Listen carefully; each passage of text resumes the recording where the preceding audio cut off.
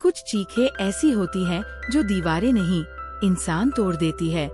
और जब एक औरत की चीख का जवाब नहीं मिलता, तो वो अपने हाथों में आग, कुल्हाड़ी और बदला उठा लेती है। आज मैं आपको एक ऐसी कहानी सुनाने जा रहा हूँ जो सिर्फ एक फिल्म नहीं है। ये एक चीख है, ये एक सवाल है, और सबसे बढ़कर ये एक इंसाफ की आग है। इवन लैम्स हैव टीथ, एक ऐसा नाम जो सुनने में मासूम लगे, लेकिन इसके अंदर छुपी कहानी आपको हिलाकर रख देगी। कहानी शुरू होती है दो बेस्ट फ्रेंड से, केटी और स्लोन। केटी शांत, मासूम और थोड़ा रिजर्व टाइप की लड़की है। वहीं स्लोन बोल्ड, बिंदास और जिंदगी को पूरी आजादी से जीने वाली। दोनों कॉलेज में हैं और गर्मी की छुट्टियों के लिए कुछ अलग करने का प्लान बनाती है। उन्हें शहर से दूर, खुले आसमान के नीचे एक ऑर्गेनिक फार्म में वॉलंटियर वर्क करने का मौका मिलता है। उनकी एक शर्त होती है, छुट्टियों के दौरान मोबाइल, टेक्नोलॉजी से दूर रहना, यानी डिजिटल डिटॉक्स। उनकी ये छुट्टियां शुरुआत में एक खूबसूरत ब्रेक लगती हैं, लेकिन जल्दी ही वो टूटते सपनों की शुरुआत बन जाती है। स्टेशन पर पहुंचने पर उन्हें मिलते हैं दो लड़के, जेरेड और लुकास। दोनों स्थानीय लड़के हैं जिनकी मीठी बातें, हंसी मजाक और मदद करने वाला रवैया केटी और स्लोन को भरोसा दिलाता है। वे लड़कियों को कार में बैठाकर फार्म की ओर ले जाते हैं। रास्ते में चारों मस्ती करते हैं, म्यूजिक चलता है, लेकिन जैसे जैसे सफर बढ़ता है, माहौल बदलने लगता है। पेड़ घने हो जाते हैं, रास्ते सुनसान और लड़कों की नजरें बदल जाती है। फिर लड़कियां पहुंचती हैं एक सुनसान इलाके में, जहां सामने है एक रस्टेड ट्रेलर पार्क। वो फार्म नहीं है, बल्कि एक जाल है। उन्हें नशीली चीज पिलाई जाती है और अगली सुबह जब आँख खुलती है, तो केटी और स्लोन खुद को एक गंदे, जंग लगे शेड में बंद पाती है।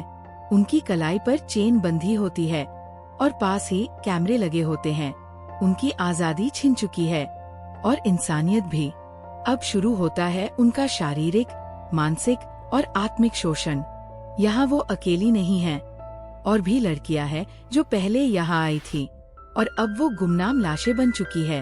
ये कोई छोटा मोटा मामला नहीं है, ये एक ह्यूमन ट्रैफिकिंग रिंग है, जिसमें शामिल है लोकल लड़के, पुलिस अफसर और समाज के रुतबेदार लोग।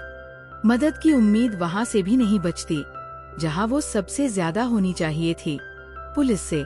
कई दिनों तक शोषण सहने के बाद एक दिन केटी और स्लोन को मौका मिलता है भागने का, और यहीं से फिल्म का सबसे खतरनाक, सबसे सैटिस्फाइंग हिस्सा शुरू होता है, बदला।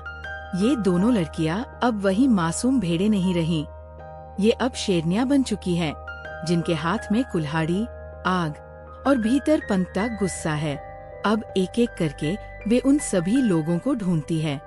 पहले लुकास, जिसे जिंदा जलाया जाता है, फिर जेरेड, जो गाड़ी के नीचे कुचलकर मारा जाता है, और फिर वो नेता, वो पुलिस जो इस रिंग का हिस्सा थे। सबको उनकी ही भाषा में जवाब दिया जाता है, खून से। फिल्म का हर मारकाट का सीन सैडिस्टिक नहीं लगता, बल्कि एक एक बार इंसाफ की तरह महसूस होता है। केटी और स्लोन उन सबको उसी तरह मारती है, जैसे उन्होंने लड़कियों के सपनों, जिस्म और आत्मा को मारा था। जब सारा ट्रैफिकिंग गैंग खत्म हो जाता है, केटी और स्लोन फिर उसी स्टेशन पर पहुंचती है जहां से ये सब शुरू हुआ था। अब उनके चेहरे पर डर नहीं, सुकून और संतोष है। वो शहर लौटती है, लेकिन अब वो वही लड़कियां नहीं रहीं। उन्होंने अपने जिस्म को नहीं बचा पाई, लेकिन उन्होंने अपनी रूह को आजाद कर लिया। फिल्म खत्म होती है एक स्ट्रॉन्ग नोट पर। हर भेड़ के दांत होते हैं, बस वक्त आने दो, वो काटेगी भी और चीर देगी। ये कहानी हमें एक आईना दिखाती है कि जब कानून गूंगा हो जाए, तो इंसाफ खुद हाथों में लेना पड़ता है। इवन लैम्स हैव टीथ सिर्फ बदले की कहानी नहीं है, ये उस चीख का जवाब है जो कभी सुनी नहीं गई। अगर आपको भी ये फिल्म देखकर गुस्सा आया, रोंगटे खड़े हुए, या कहीं न कहीं आपको लगा कि ये सही था, तो ये कहानी अपने अंदर तक पहुंच चुकी है। क्या आप होते तो क्या करते? पुलिस के पास जाते, या यही आग अपने अंदर जलाते?